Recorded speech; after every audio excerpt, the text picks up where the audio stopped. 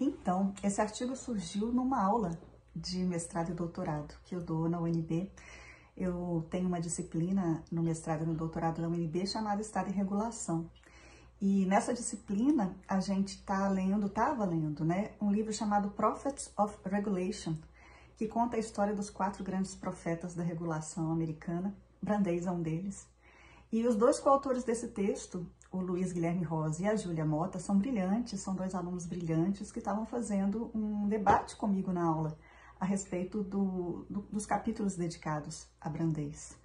E daí surgiu a ideia do capítulo. São 2 alunos que são verdadeiras promessas da academia brasileira. E eu preciso registrar aqui o Luiz, inclusive, na formação do Luiz, houve a participação do Elvino, nosso líder aqui no Web Advocacy, na passagem de ambos, do Luiz e do Elvino pelo CAD.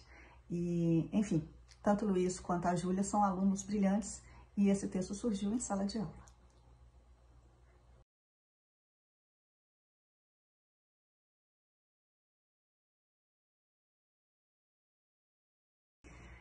Brandeis foi um grande nome da regulação americana, né? Ele tem uma trajetória incontestavelmente relevante para essa caminhada regulatória americana em que a gente se inspira tanto, não só no antitrust, em tudo, né?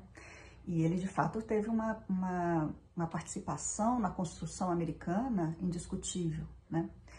Na questão regulatória como um todo, como eu disse.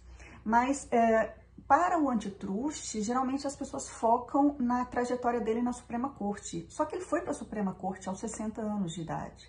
E até lá, ao longo desses 60 anos, ele já havia uma grande popularidade, construído essa grande popularidade. E ele já era bastante conhecido, tinha toda uma trajetória como um grande advogado. Ele foi um grande advogado. E, enfim, de fato é uma pessoa que a gente precisa estudar a trajetória se a gente quiser entender um pouco de como foi a construção da regulação, do processo regulatório americano e que é uma inspiração para a gente até hoje.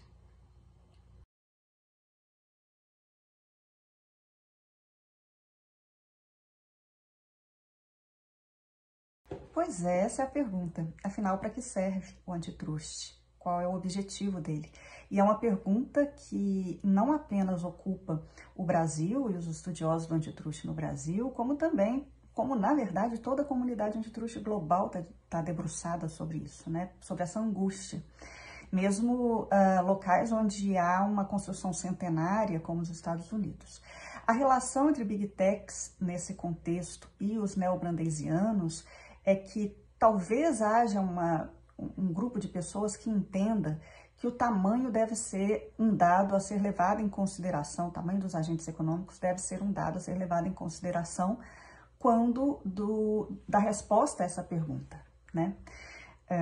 Essa é provavelmente a relação entre os neobrandeisianos e as Big Techs. A questão que a gente coloca no artigo e que a gente levanta é que talvez todas as ideias de Brandeis, pelo menos na condição de advogado, sobre isso, sobre os aspectos relacionados a tamanho, não estejam perfeitamente alinhados àquilo que hoje se conhece como movimento neobrandeisiano.